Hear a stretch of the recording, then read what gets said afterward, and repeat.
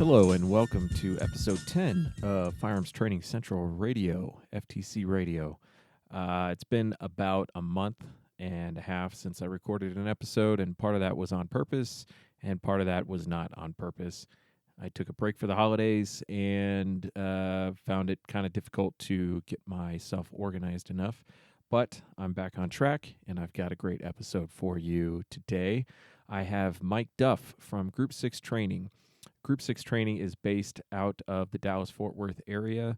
Mike Duff is a longtime police firearms instructor and private firearms instructor, and mostly teaches police officers, but also does civilian classes on a pretty regular basis. And I met Mike as a client back in 2017, and I've interacted with him several times and finally got to meet him face-to-face at SHOT Show this year, and he was my first instructor guest on the new FTC radio podcast. So this interview is I can't remember how long it is. It's a decent length. I think it's interesting. I think we dive into some interesting topics, including red dot sights on handguns and the adoption of that technology by private or individual citizens as well as law enforcement, and kind of where that's gone. And some other topics as well. So get ready for a very exciting episode. Well, it might not be very exciting, but it was fun to record. So thanks for tuning in, and here we go. All right, so we'll go ahead and get started. This is the FTC Radio Podcast, episode 10. I have with me Mike Duff from Group 6 Training. You're in Arlington, but you do most of your civilian training in Grapevine. Is that correct? I basically would say I'm in the Dallas-Fort Worth area. Okay. I do the license to carry classes in Grapevine, so that's an address that comes up a lot. I actually go to a private outdoor range south of Dallas to do the tactical training classes, and then I usually use an indoor range in Grand Prairie. So and then when I'm teaching at the police academy, which is LE only, that's Fort Worth. Okay. I've been to Dallas a couple of times, but I haven't really gotten a lay of the land as far as the size of the Dallas-Fort Worth area and what counts as Dallas and what counts as Fort Worth. So I always get a little confused. Need to brush up on my Texas geography. And so you've been an instructor for quite a while, and am I right in saying that most of your training is law enforcement? Yes. Okay. Yes. But you do license to carry and tactical training for civilians as well. And we got to meet finally face-to-face in Las Vegas at SHOT Show 2020 this year, which was cool. And we had a good conversation about a couple of things. One of which is you've started to really transition into into teaching red dot for handgun. Yes. And so I was going to ask you to kind of reiterate some of the reasons why you have transitioned to the red dot and what you think the benefits are. Most people will agree on the accuracy improvement that comes with the red dot. You don't want to look at gadgets, tools, gear as a way to get better. Obviously, we're instructors. You're an instructor directory, so it's all about training. People will talk about it's programming the software, meaning the user, not the hardware. Having said that, the obvious advantage with the miniature red dot sight on a handgun is it seems to be accuracy. As a test to try to get administrators in departments to accept something new, which they're kind of predisposed not to, I'll grab the lieutenants, captains, chiefs when they're out at a range, put a red dot pistol in their hand, put them on 10 or 15 yards, put a bullseye target up, and turn it off. And I say, just use the sights like you've been doing for 30 years and have them shoot 5 rounds, turn the dot on, explain to them ignore the iron sights now, which is going to be different for you. Um, Focus on the target, and that red dot's just going to be hovering in the way, and just give me 5 rounds like you're playing a video game. And I haven't had it happen where they didn't get a noticeable increase in accuracy. Well, using a bullseye, you can go up and get the numerical score. And so that's kind of the quick sell. And that's the first thing that people see as a benefit. That completely put aside for me, for law enforcement, and for self-defense. As we pick our training style, our tactics, what we have to really, really look at as instructors is what I'm teaching people to do on the range going to translate to a real lethal encounter. And so an instructor class that I went to, uh, the instructor called that concept behaviorally compliant. So our bodies are going to do certain things. We all know about adrenaline and so forth under stress. So is our training methodology, are our tactics behaviorally compliant? And if they're not, we need to rethink that because we're almost setting them up to fail or to fight biology. And so to me, that is absolutely the huge selling point of the red dot. Uh, your body is going to be trying to force you to focus on the guy trying to kill you, and you actually get to look at him, focus on him while you're still aiming your weapon system. So you told me, and we don't have to get into details, but you told me that you had a deadly force encounter, and it kind of taught you, uh, kind of firsthand, that not all deadly force encounters are the same as far as what they can teach you, because you were not the focus of the threat. Right. Um, so when you're talking about what translates to real deadly force encounters, what is your body of evidence that you work from, and what are your inputs on that? I know that there's not a lot of instances of deadly force involving red dot handguns, but there will be over time. Right. So where do you draw that body of information from? Um, Probably I think the best resource out there right now is Aaron Cowan, Sage Dynamics.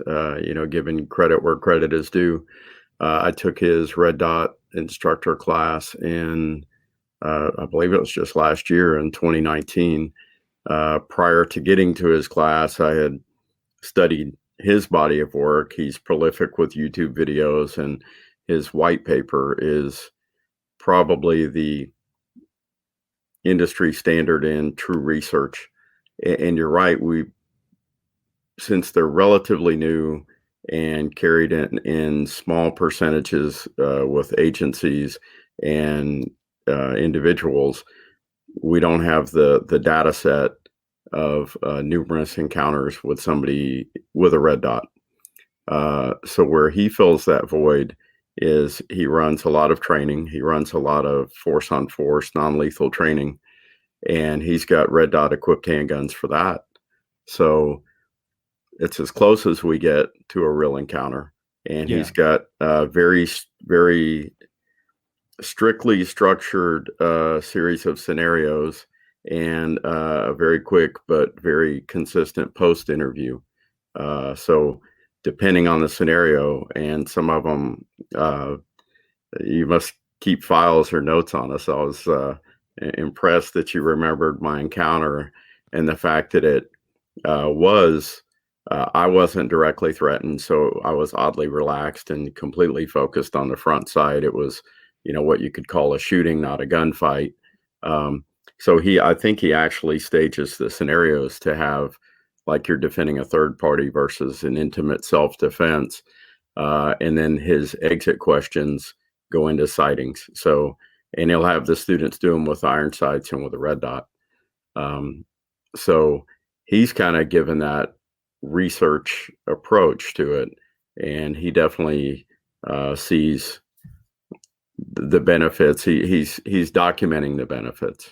Yeah, I think that Um, white paper is something like 50 or 60 pages long, right? right, and Yeah. it's a living document. So as he puts more round count on certain optics, he updates their life cycle. As he runs more training, he's updating his statistics there as well. Yeah, one of the things I appreciate, I've only taken one class with him. One of the things I appreciated about him was it was very obvious during the class that he is more of a student than anything else. You know, he attacks every problem from a how much data can we possibly get on this, and let's just look at the outcome and train based off of that, realizing it could change if there's a reason for it to change, Right. and leaving that door open. I haven't read that white paper myself. I need to read it, but since I haven't dove into the red dot pistol thing yet, I haven't like felt the compelling need to read the paper without firsthand knowledge. A lot of that's going to just be theory for me.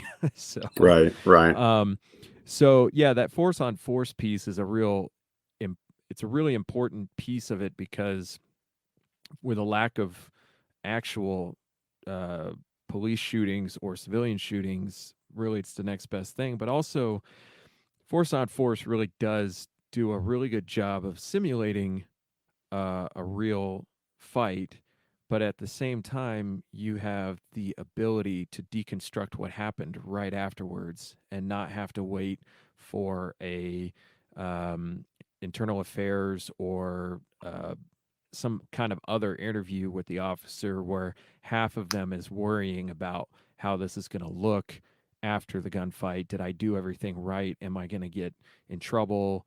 Uh, you know, and all the stresses that come with actually shooting somebody or shooting at somebody, that can really color the interview, and it can really color the data you're getting from that. You can obviously take body cam footage and use that as, time from threat to first trigger pull, accuracy, all of that stuff. But a lot of that data, I think, does come from what did the good guy experience in that moment, and what can we take out of that. So, when you were doing the Red Dot instructor course, were you doing force on force in that training as well? No, we didn't. It was very, very much a skill development class. Well, it was 1 day classroom administration. It was an LE only class, the one I attended. So um, the 1 day classroom really covered a lot of different material. Some of it was the administrative issues of integrating it into a department, considerations about making it mandatory for everybody, making it voluntary, all those sorts of things. Um, he shared a lot of the information that he's gained from research and his firsthand experience on things like what we just talked about. And then day 2 and 3 were 100% skill development. We basically, the goal is, so when you talk to somebody who's just run out and bought a red dot, mounted it on the gun, and expects to be instantly better without training, they may see the accuracy improvement that I talked about at first, but the most common thing you hear is, I can't find the dot. Mm-hmm. I'm faster acquiring iron sights than I am with finding the dot. And it's just a slight change in mechanics. And Aaron's methods were very, very well structured. So I would say by the first couple hours to first morning, by the time you eat lunch on day one, nobody's saying I can't find the dot. The and I've adopted this into classes I'm teaching. I've changed things. I've put my own um, spin, I guess. I've put some of the things that like in his class, since it was all about skill development. We didn't do low light, we didn't do threat ID. So I do a 2 day officer or user level transition to red dot class. And so I've added threat ID and low light sections because like him, I want to have people acquire that dot from any different place, ready position, other hand, after a reload, wherever it can come from. I want to make it come from all those different areas, give a high repetition of acquiring it so that they're not saying those words, I can't find the dot. but then I also want to influence it in as many ways as I can with lighting and all that. So the low light module I incorporate into my 2 day class is about 2 hours. So it's not running a bunch of scenarios in low light, but I'm trying to create every variable of lighting I can. Shooters in the dark, targets in the light, vice versa, light in the middle, your target's aiming light at you. Everything I can come up with to create those variables. Depending on the model of red dot people have, some of them are auto adjusting and getting fooled. Some of them are, staying fixed, and that's probably better. And then the threat ID, we can then take advantage of actually focusing on the threat during the real time encounter. I mean, I'm still using paper targets on an indoor range. I can make them move. I can turn them. I can't make them act. So it still gives them the benefit of, to me, the main benefit of the system, and that's target focus during the encounter. Yeah, and I think that's a big one. It's really much, in my estimation, it's much more obvious when it comes to a rifle. When you're using iron sights on a rifle, your ability to pick up the entire target is very limited because the whole gun is below your field of view, starting from the sights down. But it certainly is there with pistol too. You've got a big block of metal in front of your field of view, and when you're front sight focused, um, if you're using a 6 o'clock hold, you're still only seeing everything above the Right, front sight, right. and so with target movement and target identification, do you see a real noticeable difference for your students when using a red dot? I do. It's one more benefit, but like everything, it still comes back to the user and correct positions and correct tactics. So visually, our focal plane is on the target, on the threat. But prior to aiming and making the shot, we can still mess that up. We can still impair that.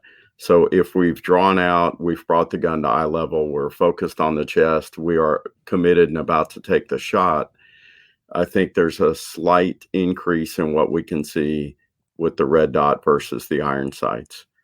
What I emphasize a lot in all my training, and it's independent of what kind of sights you have on the gun or even what gun, if we're talking rifle, handgun, whatever, is problem solving before shooting.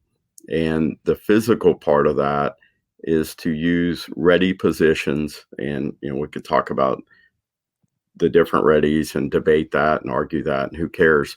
My point is, if you have to find the threat or decide if this is a deadly threat, you need to see and think.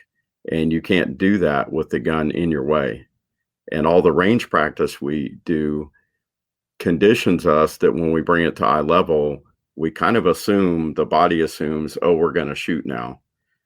So there's a couple negative results from that. But the first one is that if I need to see, I need to see as much of that person or people as possible to pick out who's bad or who's deadly, and is that particular person a justified deadly threat. And once we start bringing the weapon system even close to eye level, we're obscuring view, and we're also kind of setting ourselves up for a bit of a conditioned expectation to finish the shooting part of it. Yeah. We all spend so much time repping the shooting, and we have to. It's such a perishable skill, but the thinking, seeing on the front end, I think gets neglected in a lot of training. Every Yeah. citizen class I run, if it's a 2 hour shooting lesson, probably not. But if it's any kind of even 1 day class, there's always a threat ID component in it. So there must be a difference between civilian and law enforcement when it comes to threat ID and ready position and presentation and all that, because an officer is legally justified to pull the gun out under different circumstances than a civilian would be, as far as just generally speaking. Officer comes up to the door of your car, sees you fidgeting with your hands, gets nervous, pulls the gun out, puts it in a ready position, or at least Sure. even in a drawn position. They haven't seen a weapon. You haven't presented a deadly threat, but that's the tactic. Like the moment from gun out of the holster to gun ready position is a lot different, probably for a cop than it is for a civilian. Um, and then and then following on from there, the the decision to shoot is going to be a much different. Seems to me it's going to be a much different decision for a civilian than it is for a police officer, because of training standards, because of expectations, because of all these things. So when you're training between law enforcement and civilian, um, can you talk about what the real overlap between those two are for threat ID? I mean, you don't have to get all into your class Sure. curriculum, but where do these things overlap for both groups of students? You made some very good points. And when you started your question, I thought, man, I don't think I differentiate at all between police and civilian training as far as ready positions, threat ID, and then the actual engagement. And so you made a few good points. The officers may uh, have that info or that this looks seemed like a routine quote traffic stop, but now I'm seeing indicators of higher risk. So they draw a buildings broken into. They draw that's a high risk, what we call a high risk incident. So the gun's going to be in hand already. But other than that, once we are drawing the gun or have it in hand, then there's literally no difference in my training between the armed citizen and the officer, because I still feel like they both have that, both the responsibility to make sure that as much as the situation allows, they are only endangering the threat, and that they make a good identification, because they can get in trouble for a mistake of fact shooting just as an officer can. Um, and the other side of the coin that I already talked about is they could literally fail to detect the threat soon enough if they have a ready position that obscures their view. Um, so you're right. There can be the initial phase of an encounter or a call where the officer's going to have the gun out sooner than the citizen. But the citizen can hear the window break at the house, the door get kicked open, and they're going to be, in the bedroom, gun out of the nightstand, and so from there on, it's to me, it's 100% the same. Yeah, I Uh, actually if if had. if they have gun up in the field of view, then and they decide to go exploring, Hmm. which would be another debate, then they could literally miss the guy in a corner of a room that they would see very clearly if they have an open field of view. Right. I actually had that exact circumstance happen to me this spring, I think it was. Um, I had witnessed, I didn't realize what I was seeing when I saw it, but I was witnessing a robbery happening on my street. And after it was over, I was a good 100 yards away, and I wasn't about to go investigate and find Hmm. out what's going on. So, um, right after the people involved left the scene, a police officer showed up. I stopped him. I told him what I saw. He told me it was a robbery. I said, "Well, I live right here, and if you need anything, just where I live." And so they decided to come back and interview me at 1 o'clock in the morning, um, when I was already in bed asleep. And so they were knocking on the door, and my dog was going crazy, and I kind of had that moment where, you know, what's going on? Pick up the gun. But then you're right. In that circumstance, you're in that same position. You're assessing the situation, and I'm trying to decide what's going on because I just woke up to the dog barking, you Right, know. right. So I get So to the you top of you the get that stairs. alarm. Right. So I get to the top of the stairs in a ready position, and then I hear the knocking at the door. So now I know the focus is the front door. And so I go downstairs, and then I hear, Colorado Springs Police Department, and now I'm like, okay, what do I do with the gun now? So yeah, I could picture that scenario too, where you're already in that ready position before the threat really presents itself to you, and having the ability to identify all the circumstances going on and not just what's the center mass of the bad guy. Right. So I wanted to switch gears with you and talk about something else we talked about in Las Vegas, which is getting police departments to integrate more advanced training into their budgets, into their training regimens. You had talked about a SWAT officer who was supposedly the best guy on the team who couldn't hit anything with his firearm. And so I just wanted you to kind of talk about what your experience has been with as as we've gone through the this past decade and even the decade before. There it seems to be that there is more of a pressure on law enforcement to get every single uh, use of force encounter right, because probably a big reason why is because the prevalence of video everywhere.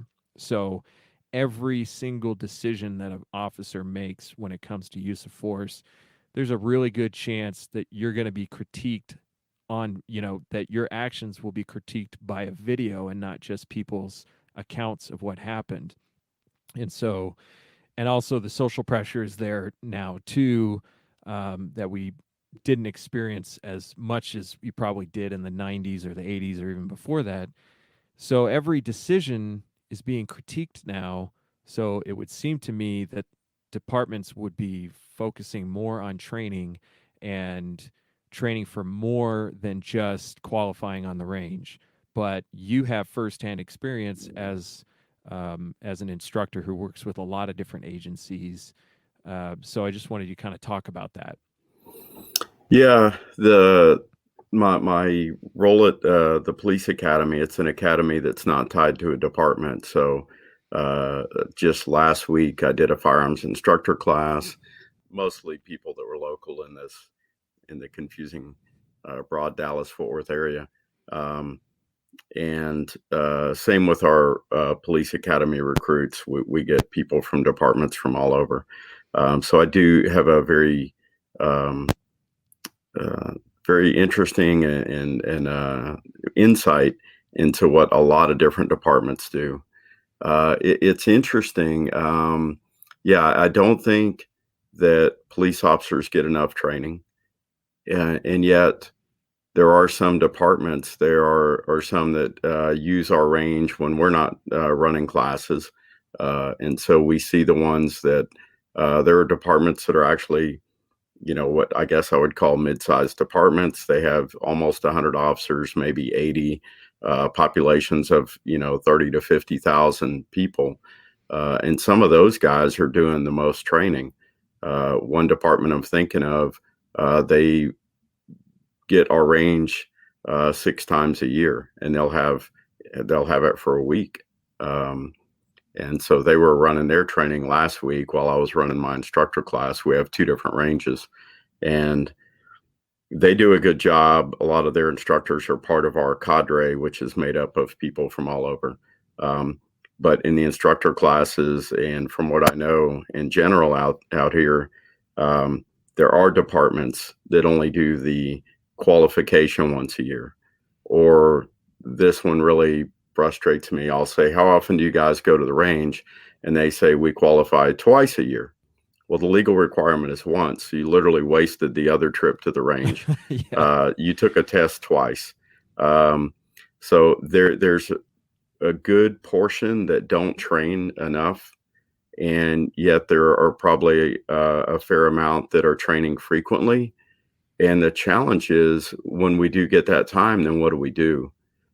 And if all the training is constantly focused on skill development, we're going to make our qual scores go up, but we're probably not setting the officers up for the real true life gunfight, so to speak, on the street, that requires what we've talked about a little bit already: the problem solving, safely moving around each other with a gun in hand because we're on a high risk scene. um, more low light time manipulations in under stressful encounters. I mean, the list is endless of the things that we could be working on, and tons of court cases say we have to do it. The That instructor class I teach is sanctioned by the state, and so there's about a 50-page list of topics that I have to cover, and then my outline that expands on those is like 70, 80 pages. Um, and so I make a handout and I say, here's all the things, all the topics that the case laws where we've, you know, exactly what you're saying. Case law comes about because the wrong person got shot or an innocent or what have you. And so the courts say you've got to work on shooting while you're moving, shooting a moving target, threat identification, add all that in low light, and you're injured while you're at it. So it's a never-ending list of things we need to topics we need to cover, and then we have to cover them in a way that we're not just checking a box. Like, okay, I showed him a couple times how to reload the gun one-handed, but is he proficient at it? And is he going to be able to replicate that under stress? Is it going to come out automatically under stress? So if it's a 10-minute seminar of watch me reload my gun one-handed, or 30 minutes, because then they do it one time, basically being modeled through it, walk through it, then I don't know they're going to do it when it's real until I give progressive layers and ultimately hit that context that's somehow near reality. Um, so even a department that's doing a lot of training, the challenge is what do we work on and how do we do it better? Um, uh, we have the great fortune to have my boss sends us to schools. So I went to Erin County Cowens for Red Dot. I've been to some very good CQB schools, even though I'm really a retired cop that's not going to be kicking in a door anytime again soon. And I've gotten a lot of training from Will Petty at Centrifuge Training. He came from our academy, so he came back last week and was showing us some ideas. And he's probably the most scientifically researched instructor out there. And he's shown us where, you know, you got to look at the end results you want and then back the training from that. It's not just about doing drills or making them shoot well, which that's important. But if you want them to problem solve, then everything at the beginning's got to be structured to that. And if you want them to use cover, then that's a little more work. I don't know how many schools you've been to. Were you behind cover for most of them? No, definitely not most of them. I mean, we did cover work, but it's always kind of seems like the last An cover. add-on? Yeah, cover and movement are kind of the dessert after all the Yeah, fundamental yeah, drills and everything. And what I've seen from cover is really you want to teach somebody to recognize how quickly they can forget something. Is teach them something and then tell them to do all of that behind cover, and right. it seems like it just shuts off their their brains. So when you're talking about prioritizing training, what's been your approach for? I'm sure it's been an evolution of different approaches and ideas, but what is your approach for prioritizing the training that you do provide? It constantly evolves. So um, every time we run a class, we ask for feedback and, oh, the class was great. Yeah. Okay. Thank you. Now I got to teach this again in 3 months or whatever. So how can I make the next one better? What did you struggle with? What did you need more time on before we went to the next level? So I guess the main thing I do is I try to define the application I want at the end of whatever this class is, and then work backwards to kind of reverse engineer it. And so the beginning skills where maybe we are standing there and working on some marksmanship fundamentals are given in a different context so that the end result is um, the application that I identify for that class. Um, so, for example, taking all this law enforcement, tactical SWAT training and all that, I've got a citizen class called Engaging in Crowded Environments. And I originally designed it in 2016 when Texas allowed license to carry holders to organize a team that acts as a safety team in the place of worship. Mm-hmm. So the trick was if their church let them carry a gun in there, you could have 30 LTC carriers in there. But prior to 2016, if if five of us said, "Hey, we're going to organize and kind of be a safety team," then literally when we spoke those words, we were committing a felony because we were acting as licensed armed security without the proper licensing or credentials. Huh. So everybody could be independently armed, and let's see how it turns out if somebody comes in. But if we organized and, you get the front, I've got this corner, you've got that corner. If something happens over on your corner, I got to move to you if it's behind me or whatever. So that'd be great to have those kind of conversations and practice it.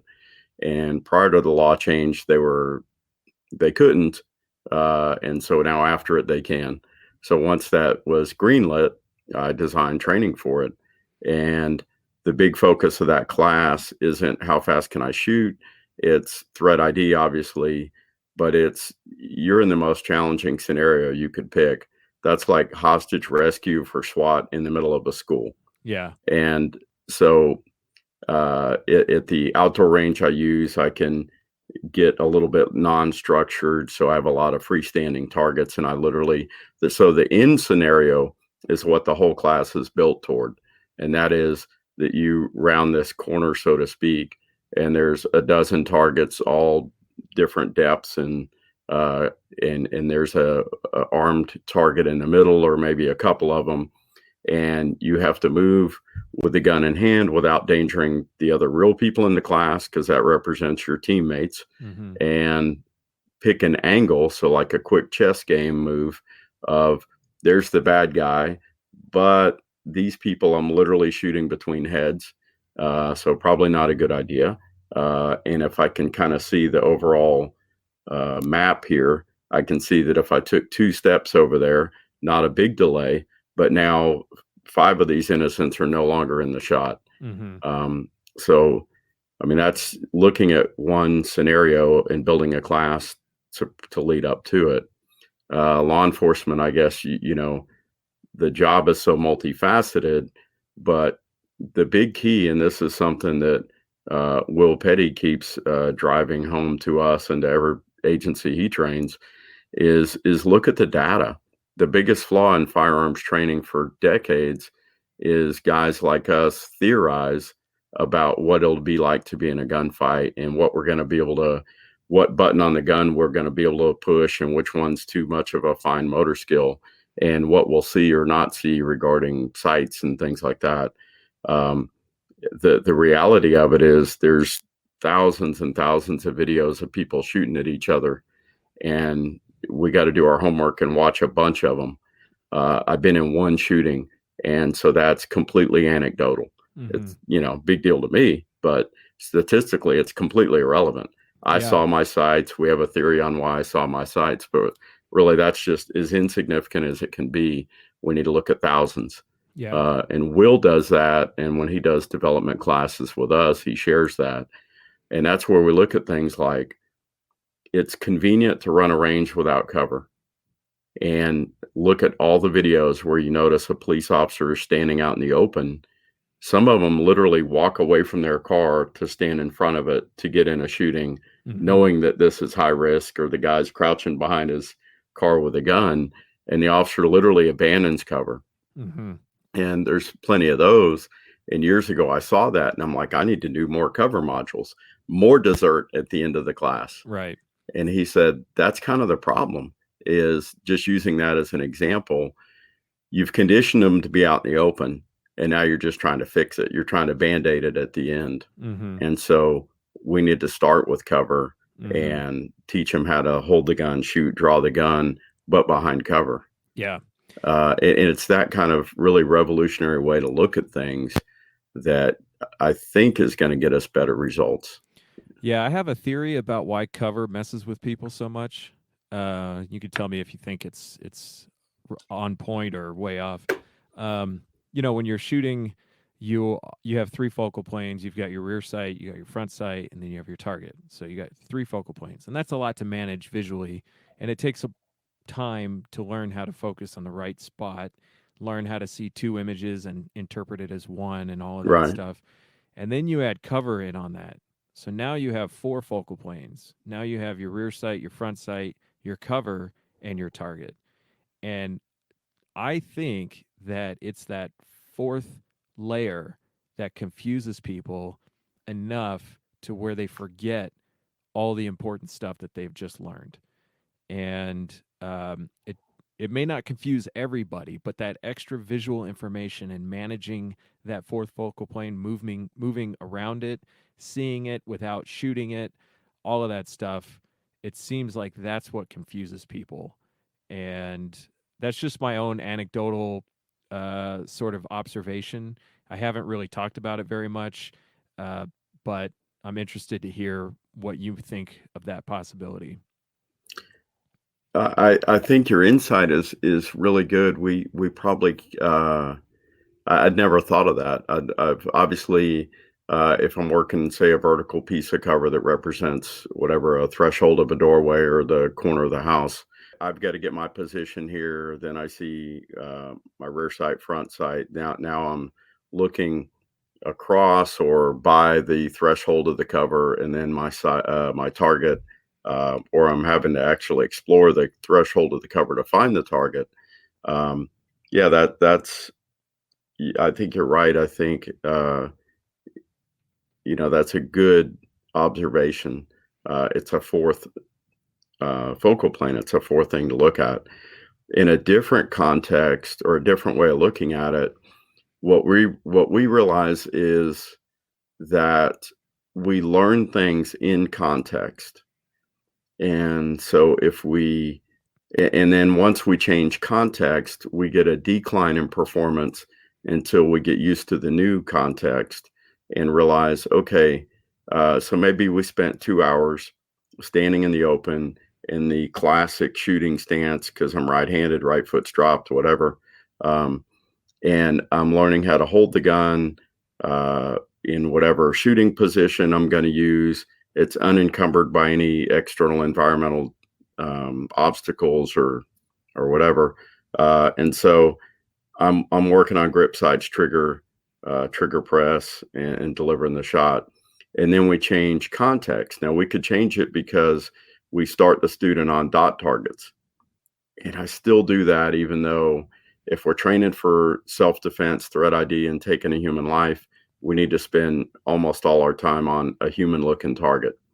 I still almost defend, like literally I'll do an hour on dots, and I'm working on grip sights, trigger, and I just want to know that you're aiming at a certain spot, so I'm not chasing mechanics that aren't even errors. They're the fact that sometimes you aim at that, you look at the middle of his chest, and sometimes you're looking lower than that. But that's an example of a context change. Teach them on bullseyes, give them a silhouette, all of a sudden they shoot a lot bigger. Yeah. Then give them a human looking target and they're shooting at the gun or they're shooting wherever. Or they will look completely over the sights because part of their brain was like, wow, this is kind of realistic. And now I know it's paper and cardboard. I'm not scared, but the context changed and they'll literally hold the gun lower, look completely over the sights, shoot really fast. The grip and trigger mechanics break down. And it's all literally because of a change in context. Mm-hmm. Yeah. So the answer is start off in the most real context you can. Mm-hmm. So then there's not the change of, like you said, all of a sudden I've got a fourth thing to look at. Mm-hmm. So in a rookie classes, the very first thing I teach them when we get on the range is just one of the many ways we can use cover. Yeah. So the first lecture is we're standing behind cover. Here's the context. It's level ground. I think there's one guy over there and it's daylight and we're kind of on the same elevation. If you're on this side, your foot goes here. If you're on that side, your foot goes there. And they just stand there without even a gun in their hand and kind of work that out for a few minutes. And we coach them. And then we say, okay, now here's how you hold the gun. Here's how you aim it. And all the fundamentals actually get taught behind cover working that threshold. And so the interesting thing is when we do have to remove it, maybe later to do the qual, because the qual is kind of standard, and I'm not going to make them rush using cover because there's time elements on the qual. I don't want to confuse or distort the better way to use cover just to match a qual. It's 50 rounds out of 1,000 round week or whatever. But when we pull it down, and we've only been doing this for a couple years, so basically they probably get 50-60% of their time behind cover. But the key thing is that it's all at the beginning. Mm-hmm. So when we pull it down to do a qual, they literally look awkward, like the body is shifting and they're kind of nervous and they can't decide which way to put their feet. What if it shoots back? Yeah, and so only time will tell. Yeah. And like I said, definitely acknowledge, and we got that from Will, centrifuge training. But um, uh, it's getting into the psychology of it. Yeah. And so so you can watch the gunfights of, apparent criminal elements having a gunfight at a gas station with another criminal element. And while their marksmanship might be just completely wacky, literally guys are diving under the car and crouching over the car. So that the human instinct, that behavioral compliance again, is to get cover. And it's like we've trained it out of people. Yeah. Accidentally. Yeah, that's true. I hadn't really thought about that as far as teaching it in that order. It seems like that psychological component is really the most important thing, because you can teach people to do something all day, but then you teach them how to do it and then you shove them right before you have them do it, and everything gets thrown off just because the psychological component of somebody just pushed me, not the movement of going off balance and stepping forward, but somebody just put their hands on me and shoved me, and now what do I do? Right. Instead of building that kind of psychological component into the beginning, and then teaching the skills after you've kind of tackled that element of it. That's really interesting. I hadn't really thought of that before. All right, well, I think we'll wrap up here. I think we got a couple of really good topics covered, and I appreciate you coming on. People can find you at group6training.com. You're on Instagram at group6training. You have a Facebook page. Are you on Facebook, or is that kind of just in the No, background? I'm there. I'm Okay. there. I can't quite figure out how to do it as easily on my phone as I do from a computer. So Yeah. I do have most of my Facebook followers are legit students of mine, Okay. as opposed to on Instagram where we're all just trying to sell each other something, or Yeah. I don't know. Yeah, I'm doing my part to drive the economy as everyone's consumer on Instagram. yeah. But no, I have a Facebook as well. Okay. Um, And that's Group 6 training as well. yes. Okay. And you teach license to carry classes about once a month in Texas? Yes. All right. Once a month to once every other month. Okay. And then once every other month, I definitely do like an outdoor shooting class, different theme. The one last month was defensive handgun, draws from open draws from concealment, reloads, malfunctions, cover, and threat ID. And then coming up in April will be the crowded environments class. Oh, fun. There'll be a red dot one in August. So if you want to get away from that pleasant weather in Colorado and come down here, I'll put a red dot pistol in your hand, and by I lunch you'll be able to find the dot. I am kind of a sucker for bad weather, actually. I Okay. don't really know. I don't like the cold, but I kind of enjoy the challenge of trying to operate in bad weather. And heat doesn't really bother me, so All right. Well, um, I could probably guarantee we'll be sweating through our eyes out there while yeah. we're picking up that red dot. And finally, I do have to thank you and Akil Bay, who I don't think you met, but was at SHOT Show. He's an instructor out of Baltimore. And Okay. then David Goggins, uh, who is that Navy SEAL who's been running ultra marathons and all that. Between the three of you, you got me running early in the morning. And I was running this morning and I was thinking of you because I decided to run, instead of running in a loop, I decided to run in a straight line and turn around and come back. And you had told me that you went out and you just kept pushing it, kept pushing it, kept pushing it, but you still have to turn around and come back. I Yeah, was like, yeah, I was worried I was going to get myself into a trap where I couldn't deliver and get myself home all the way. But it went pretty well. I only went 2.5 miles, but for me, that's a lot. So, good, good. so thank you for the inspiration. You're welcome. Um, thank you for joining us, and thank you for those of you who are listening to episode 10 of FTC Radio. And we next podcast we will have another instructor. I think we'll have Chris Lyles from South Carolina Gun School on, so be sure to Tune in. All of a sudden, I lost the ability to talk. That's that psychological element. All right. Different context. Thank you, everybody. Thank you.